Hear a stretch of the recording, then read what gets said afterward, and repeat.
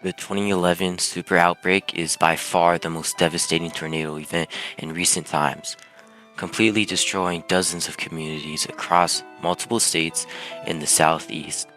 But one tornado is remembered, particularly for the sheer impact it had on the people of Alabama. This tornado struck not just one, but two large metropolitan areas. This, of course, is the EF4 that impacted the south side of Tuscaloosa and tracked over 80 miles to Birmingham, Alabama. This is the story of the most infamous tornado in Alabama history. April 27th, 2011 was predicted to have high-end parameters for tornadoes several days out. The day before, on the 26th, the storm predicted center issues of high-risk outlooks with 30% hatch risk for tornadoes. On the morning of the 27th, observed instability in wind shear, the ingredients essential for powerful tornadoes, were even worse than predicted, prompting the SPC to up the tornado risk to 45%, suggesting that this day will be historic. By 2 p.m., a tornado outbreak was underway. Strong tornado supercells in northern Mississippi was already producing strong tornadoes, including in EF5 in Philadelphia, Mississippi. Furthermore, south, another supercell formed, and it still needs time to mature. James Spam and the ABC News crew were watching the storm very closely, noticing that the storm's path was going straight towards Tuscaloosa, the fifth most populated city in Alabama.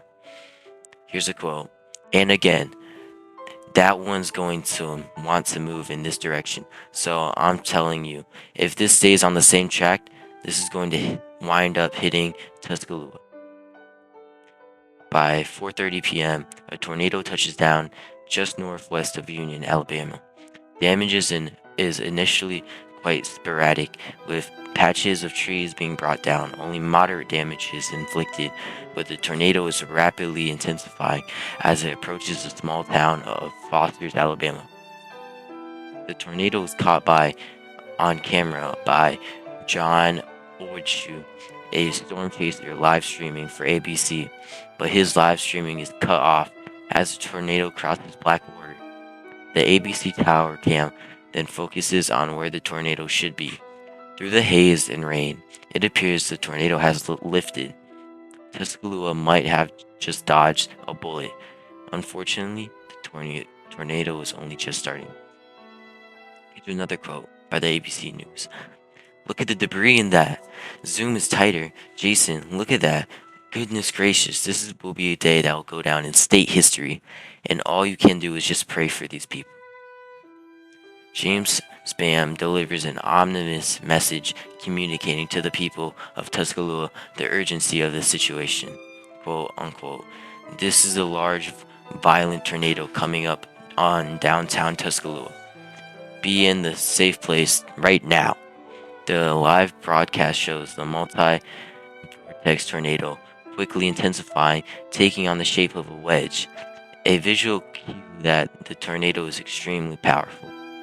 As the tornado moves into the outskirts of Tuscaloosa, it clips the Liberty Recycle Center and a small community on Friday Circle.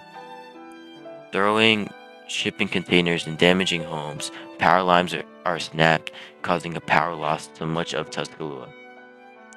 This exact path of the tornado is still unknown, but it appears aimed directly at the University of Alabama, a worst-case scenario. Because thousands of students could be caught in this violent tornado, quote unquote. I don't want to be specific with this one. Again, based on the size of this, if you are in the city limits of Tuscaloosa or on the campus of the University of Alabama, stay sheltered. A massive tornado was recorded by a man capturing the moments of a substation that was being struck, causing a massive power flash. Debris can be caught flying into the vortex as a industrial district is shredded into pieces. As the tornado approaches Interstate 359, Ryan Chandler films the tornado crossing just ahead where he had driven moments prior. In this video, the tornado shows what is probably the most impressive display of horizontal vortexes ever documented, only associated with the strong tornadoes. While the violent tornado crosses the highway, a car on the interstate is struck, killing one of the passengers, the first fatality that came from this tornado. Several people sheltered under the overpass, including UPS driver Jimmy Johns, surviving by miracle. Multiple vehicles were rolled and mangled, including Jones' UPS truck. By the way, just don't go under an overpass when there's a tornado. Actually, winds increase when you're under there. Going back, after crossing the highway, the tornado moved into the residential area of Rosedale Court Public Housing Complex, which took a direct hit. Much of the complex is leveled, sadly killing 9. The tornado continues towards Charleston Square Apartments, where 3 University of Alabama students are killed. Melanie Mixon, 21, Parker Smith, 22, and Ashley Harrison, 21, who was only a week from receiving her degree. Her body was found over 100 yards away from the field. As the tornado continues northeast at nearly 60 miles per hour, more homes are struck. Videos of the tornadoes at this time is one of the most incredible tornado videos ever captured, showing the immense power and size of the tornado. Several witnesses described the jet-like roar.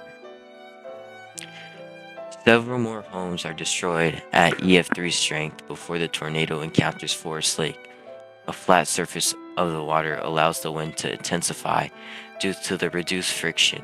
These winds rush onshore, violently whipping out large houses on Forest Lake Drive. The tornado now closes in on the 15th and McFarland Boulevard, a busy intersection with several shopping malls and businesses. Just to the north of the DHC Regional Medical Center, the one place you don't want to hit, as an impact would threaten patients' lives, with depriving the city of facilities to treat the tornado injuries. The tornado fortunately missed the Regional Medical Center just to the south. Instead, it hit homes in Cedar Crest, completely gutting the neighborhood and killing 3, including student Brandon Alton, 24, who was studying economics. After crossing McFarland Boulevard, the tornado rampaged onward, destroying more homes and businesses. It passed just south of the main University of Alabama campuses, missing it by only a few hundred yards. Had it hit the university, countless more deaths would have been occurred. Impact. After passing just south of the university, the tornado sweeps through Belvedere Heights, killing 3, including another student, Daniel Davis, 24, studying social work. The core of the tornado then approaches Christine Manor, a residential apartment complex for senior citizens, completely sweeping away the top floor of the entire east wing. Damages surveys identified Christine Manor as the most violent section of the damage path.